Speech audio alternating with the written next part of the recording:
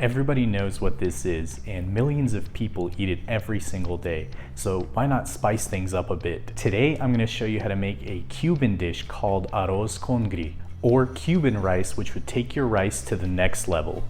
Let's start with the prep so we have everything we need while cooking. Peel and finely chop half a yellow onion and set it aside in a bowl. Now let's start on the peppers.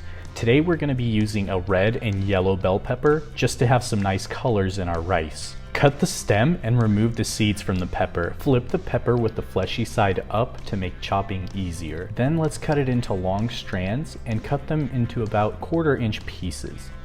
Once again, set that aside into a bowl. Now this next step is very important.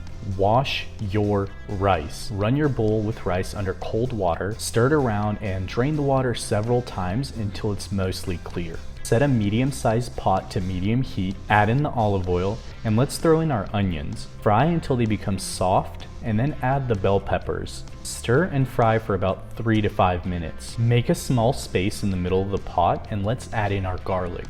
But be careful not to burn the garlic. Let's pop open our can of beans and add them to the pot. Make sure you don't drain the liquid from it, it'll give the rice its color. Then add in the rice and let it cook for about a minute.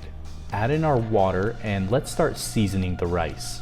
A couple pinches of salt, freshly ground black pepper, ground cumin, and a bit of oregano, and let's throw in some bay leaves in there for that extra pizzazz. Let's cover this with a lid and cook it on low heat until all the liquid has evaporated. Now the rice is done, all that's left is to plate it up and eat.